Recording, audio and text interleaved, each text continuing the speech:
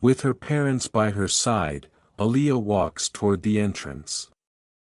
She sees the flash of recognition in Mr. Harris's eyes as she approaches.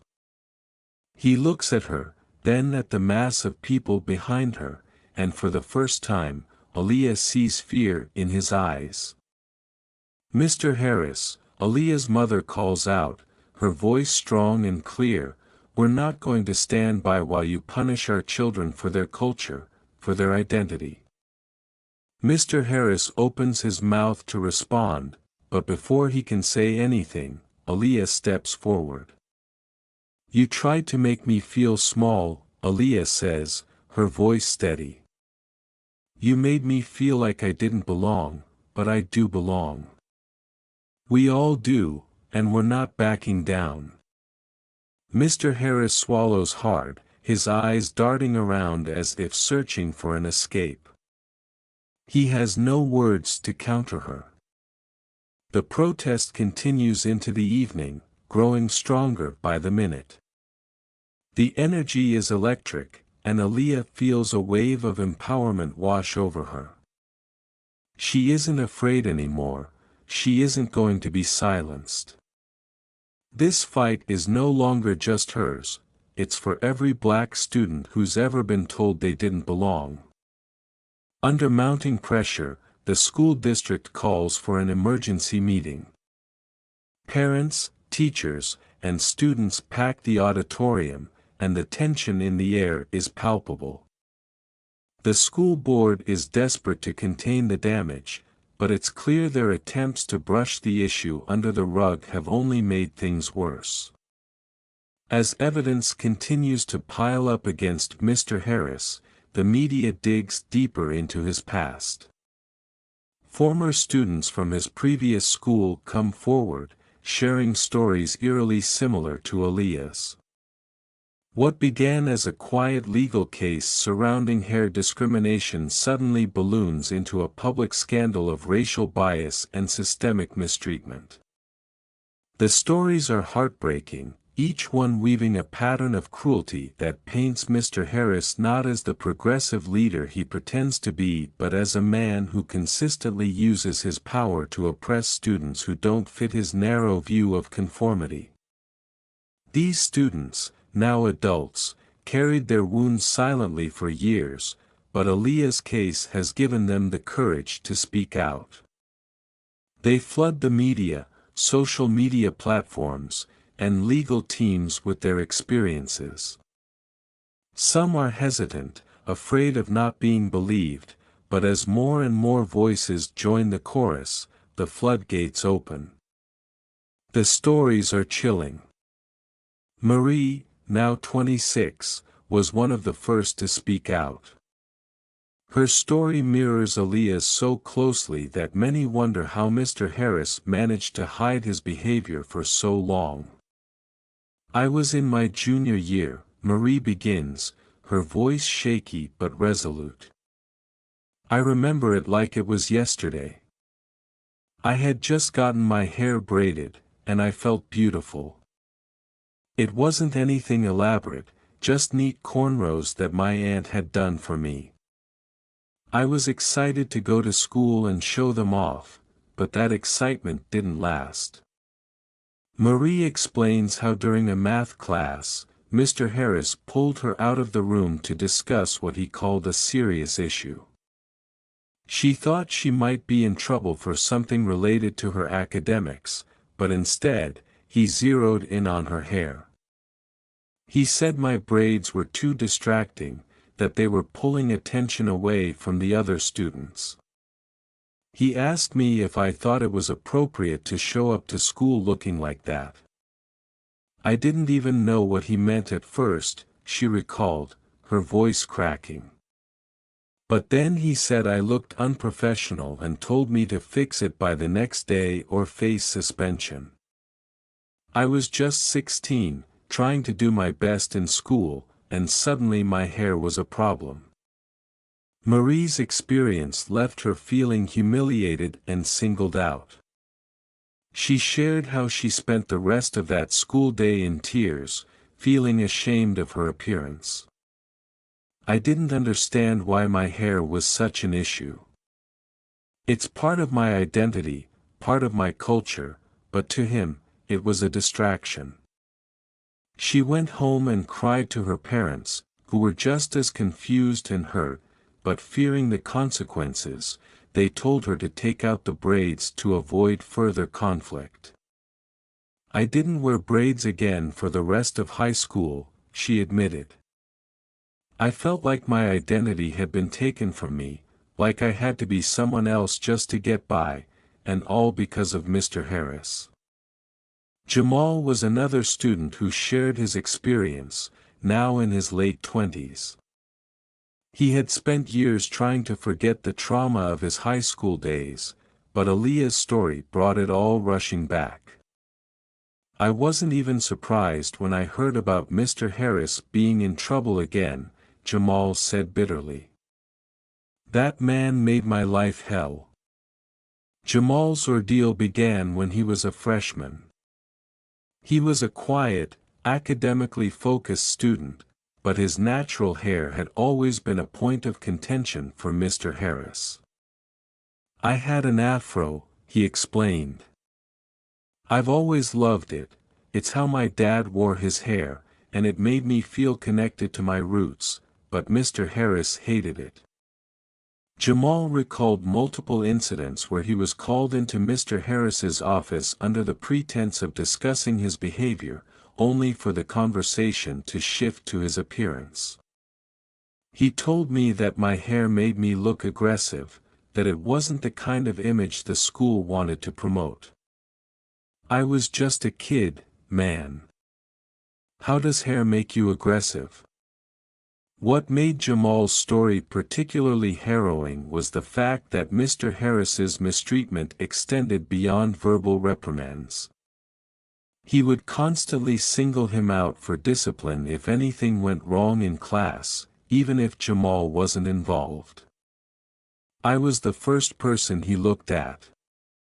It didn't matter that I was a good student, to him, my hair was a symbol of defiance, and that's all he saw when he looked at me. Jamal's grades began to suffer as he was increasingly pulled out of class for minor infractions. One time, he was suspended for being disruptive in a class discussion, despite his teacher admitting that he hadn't done anything wrong. It felt like he was trying to break me, Jamal reflected, and for a while, he did. I started hating school, hating myself. This didn't stop there. Another person, Marcus, was different from the others in that it involved more than just his hair. He had been one of the top athletes at Mr. Harris's previous school, a rising star on the track team with dreams of going to college on a sports scholarship. But Mr. Harris found a way to undermine that too. I had dreadlocks, Marcus explained. I've been growing them since middle school, and they were a big part of my identity. My coaches didn't care, they were focused on my performance, not my hair, but Mr. Harris, he made it his mission to make me feel like my hair was a problem. It started with small comments during school events. Mr. Harris would pull Marcus aside and suggest that he clean up his appearance, saying that college scouts would take him more seriously if he didn't have dreadlocks. Marcus brushed it off, knowing that his talent spoke for itself, but then the harassment escalated. He started messing with my eligibility, Marcus said, his frustration evident.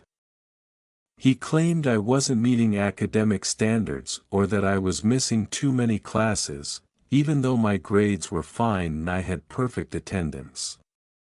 It didn't make sense until I realized that he was trying to punish me for not cutting my hair. Marcus's athletic career began to suffer as Mr. Harris used his position to sabotage his opportunities. College scouts who had once been interested in him suddenly stopped calling. I found out later that Mr. Harris had been telling them I was uncoachable, that I had an attitude problem, all because of my hair. Eventually, Marcus lost his chance at a sports scholarship. He went to college on academic merit instead, but the bitterness of what he had lost stayed with him. I worked so hard to prove myself, only for one man's prejudice to take it all away, he said, his voice heavy with emotion. The evidence was damning, and the public was furious. At the emergency meeting, a spokesperson for the school district took the stage, his face tight with strain. He tried to read from a prepared statement, but the crowd wasn't having it. Voices from the audience shouted questions, demanding accountability. Parents were angry, students were restless. Finally, after what felt like an eternity, the spokesperson made the announcement everyone had been waiting for. Mr. Harris has been placed on administrative leave, effective immediately, pending further investigation. The room erupted into a mixture of cheers and jeers. It wasn't a complete victory, but it was a step in the right direction. As Aaliyah left the meeting with her family, she knew the fight wasn't over yet, but for the first time, it felt like justice was within reach. That sense of hope carried her into the next day, where the stakes were even higher, the court hearing. Aaliyah sat next to her parents and her lawyer, Ms. Turner, who was flipping through a stack of documents with the precision of someone who had prepared for this moment her entire career. The room buzzed with murmurs, and Aaliyah could feel the weight of every eye on her. Reporters with cameras stood clustered at the back, ready to capture the trial's most critical moments. Across the aisle, Mr. Harris sat stiffly with his legal team, his face pale but determined. He avoided looking at Aaliyah, focusing instead on the papers in front of him. The case had become a spectacle, no longer just about a dress code violation but about systemic racism, discrimination, and justice for students who had been oppressed for embracing their natural identities.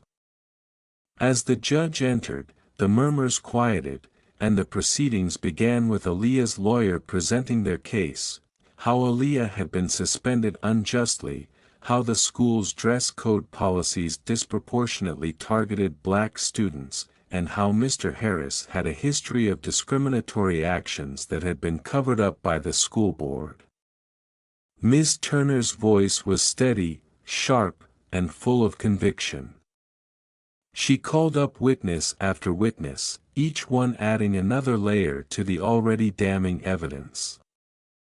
There were testimonies from former students at Mr. Harris's previous school recounting how they, too, had been disciplined for wearing their natural hair. There were reports of incidents swept under the rug and documents that highlighted just how long this pattern had been ignored. Aaliyah watched Mr. Harris closely, seeing him shift uncomfortably as the evidence piled up. His calm demeanor was beginning to crack, and she could see the panic in his eyes when one of his former students, Tasha, took the stand. "I remember the day clearly," Tasha began, her voice firm. "I was a junior, and I'd worn my hair in braids. Mr. Harris called me into his office and told me my hair was unprofessional, that it didn't fit with the school's image. I was sent home that day, humiliated. I knew I hadn't done anything wrong, but he made me feel like my hair, a part of who I am, was unacceptable." Tasha's voice trembled but stood strong. "I never thought I'd have to face that again, but then I heard what happened to Aaliyah. It's the same thing all over again." The courtroom was silent, the weight of Tasha's words hung in the air.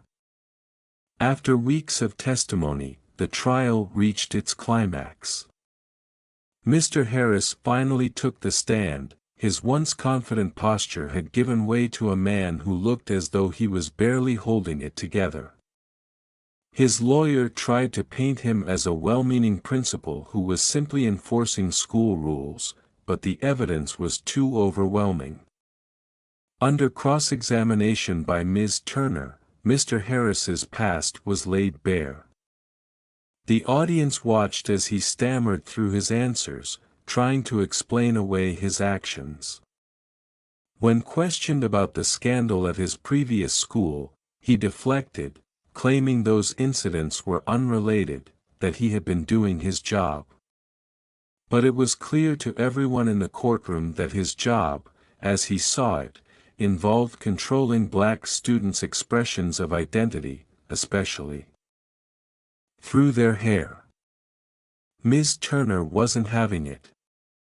She pressed him relentlessly, pushing him to admit his biases, his need for uniformity, which in practice meant suppressing the cultural expression of students like Aaliyah. Finally, in a moment of rare vulnerability, Mr. Harris admitted what everyone had already suspected. "I thought I was doing what was best for the school," he muttered, his voice breaking. "I didn't think it was about race, but maybe I didn't understand the impact it had." A collective gasp rippled through the courtroom. Aaliyah's heart raced, she couldn't believe it. Mr. Harris, the man who had suspended her, the man who had dismissed her identity as a distraction, was finally admitting that his actions had been wrong. For the first time, she saw the cracks in his polished, authoritarian image. The judge's ruling came swiftly after that. Mr. Harris was found to have acted with racial bias, and the court ruled in favor of Aaliyah and her family. The school was ordered to pay damages, and more importantly, they were required to change their dress code policies to ensure that no student would ever again be punished for wearing their natural hair. As the ruling was read aloud, Aaliyah felt a surge of relief and pride wash over her. For her, the fight had been long and exhausting, but she had won, not just for herself but for every black student who had ever been made to feel lesser because of the way they looked. The fallout from the trial was swift and unforgiving. The school board, under immense pressure from the public and the media, demanded Mr. Harris's resignation. He was forced to step down from his position. His once pristine reputation was now in tatters. The community he had once controlled with an iron grip now saw him for what he was, a man who had perpetuated racial discrimination hidden behind the guise of professionalism. Former students from his previous schools came forward in droves, sharing their own stories of mistreatment. The media latched onto these stories, further amplifying the scandal. Mr. Harris's career was effectively over. He was no longer the respected principal but the face of a problem that stretched far beyond his office. For Aaliyah, the victory was bittersweet. She had taken down a man who had wronged her, but she knew this fight wasn't just about one principal, it was about a system that needed to be changed, and that system was still very much alive. Aaliyah returned to school a week after the ruling, walking through the same hallways where whispers had once followed her every step, but this time, things were different. There was a palpable shift in the air. Students greeted her with smiles, some even nodding in respect. She saw more black students wearing their hair in natural styles, no longer afraid of being sent home for simply being themselves. As she walked toward her locker, she passed a group of freshman girls. One of them, a shy-looking girl with thick coils of hair cascading down her shoulders, caught Aaliyah's eye. The girl gave her a small smile and mouthed, "Thank you." Aaliyah smiled back, her chest swelling with pride. It was moments like these that made everything worth it.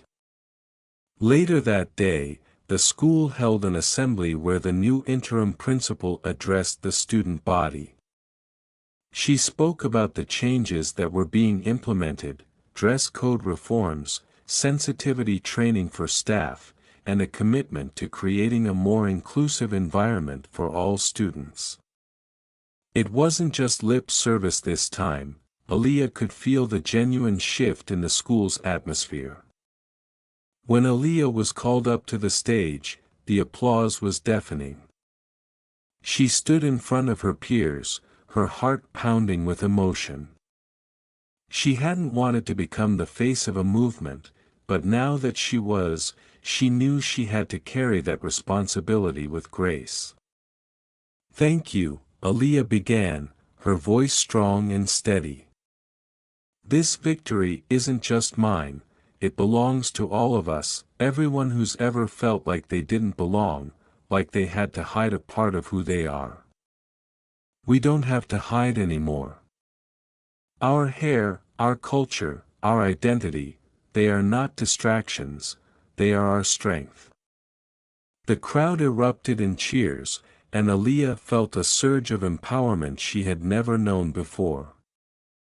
Months passed since the trial, but the echoes of Aaliyah's fight continued to reverberate far beyond the walls of her high school.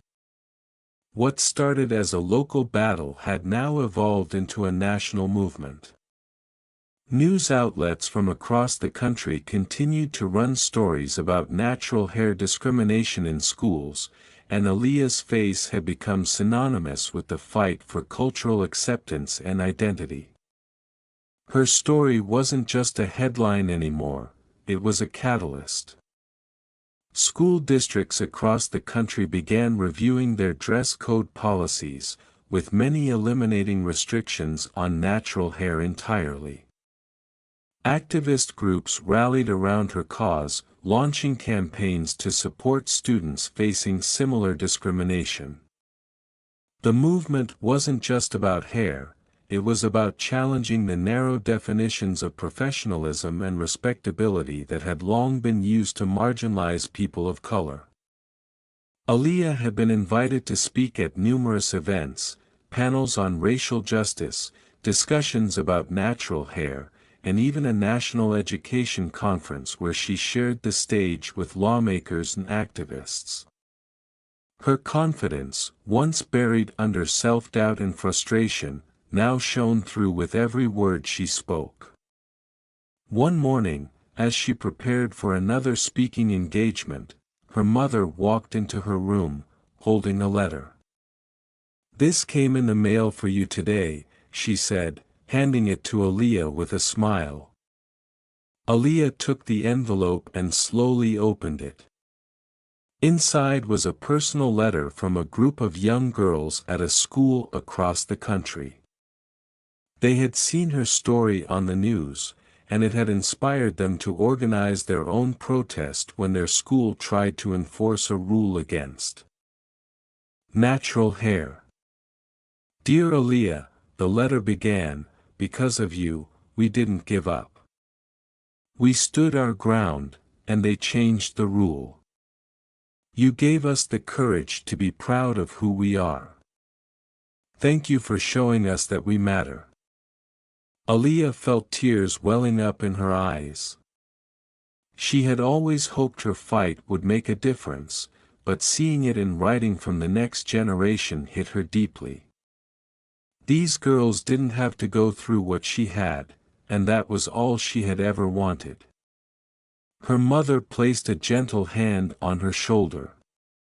"You've made an impact, Aaliyah, and it's only the beginning." At Aaliyah's own school, the changes were already visible. The new policies meant that students could wear their natural hair in any style they chose without fear of punishment. Posters celebrating diversity hung in the hallways, featuring images of students with afros, braids, locks, and twists alongside messages promoting inclusivity and cultural pride. Teachers had undergone racial sensitivity training, and the school had appointed a new equity coordinator to ensure that every student felt seen, heard, and respected. The staff had begun engaging in deeper conversations about racial bias, systemic inequality, and how to foster a more supportive environment for all students. Even more than the policy changes, Aaliyah noticed a shift in the atmosphere. Students, especially those from marginalized communities, walked with their heads held higher. They knew that the school was now a place where their identities were celebrated, not policed. As Aaliyah walked through the halls one morning, she was greeted by nods and smiles from students she hadn't known before but who now looked at her with admiration and gratitude. She saw younger students wearing their natural hair proudly, no longer afraid of being sent home or punished. Her journey had come full circle. What started as an act of defiance, refusing to change her hair to meet someone else's standard, had grown into something far greater. She had sparked a movement, and that movement was now reshaping the lives of students all across the country. A few months later, Aaliyah stood on the steps of her high school, looking out over a sea of faces. It was graduation day, and the air buzzed with excitement and anticipation. She wore a cap decorated with the words, "My hair, my crown," and her hair, now in a stunning afro, framed her face like a halo. As the valedictorian, Aaliyah had been asked to give the graduation speech. She had spent weeks crafting her words, making sure they carried the weight of everything she had learned during her high school years, not just academically but about herself, her identity, and the power of standing up for what's right. When she stepped up to the podium, the crowd fell silent. Aaliyah's heart raced as she looked out at the faces of her classmates, her teachers, her family, and even members of the community who had come to support her. "Good morning, class of 2024, she began, her voice strong and clear. "Today, we stand on the edge of something new. We've spent years preparing for this moment, and now we're about to step into the world, ready to make our mark. But before we do, I want to share something I've learned during my time here, something that goes beyond textbooks and tests." Aaliyah paused, letting the weight of her words settle in. "There will be times when people will try to tell you who you should be, how you should look, and how you should behave to fit their expectations. But you have to remember that your identity, your culture, and your voice are powerful. You have the right to take up space, to be unapologetically yourself." She saw heads nodding in the crowd, and a wave of emotion rose in her chest. "When I was suspended for wearing my natural hair, I felt like I was being told that who I was, my culture, my heritage, wasn't good enough. But what I've learned is that it's not about being good enough for others, it's about knowing that you are enough, exactly as you are. And if you stand up for what's right, you can change the world." The audience erupted into applause, and Aaliyah smiled, feeling the pride and love of everyone around her. She had come so far, and this moment was the culmination of all her struggles, all her victories. As the ceremony ended, Aaliyah looked out over her classmates one last time. The future was bright, not just for her but for every student who had watched her fight and learned that they, too, could make a difference. In the months and years that followed, the natural hair movement continued to grow, with Aaliyah as one of its most prominent voices. She went on to college, studying law with the goal of advocating for civil rights, but her activism never wavered. She became a sought-after speaker at events and conferences, using her platform to push for broader changes in schools and workplaces across the country. Legislation began to change too. The Crown Act, which meant creating a respectful and open world for natural hair, gained momentum, with states across the nation passing laws that prohibited hair-based discrimination in schools, workplaces, and public spaces. Aaliyah's case had helped bring this issue to the forefront of national consciousness, and her victory had paved the way for lasting change. But even with all the progress, Aaliyah knew that the fight wasn't over.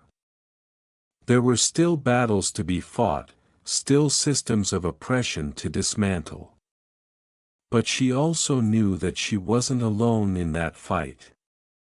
She had inspired a generation of young black girls and boys who were no longer afraid to embrace their natural selves, no matter what anyone else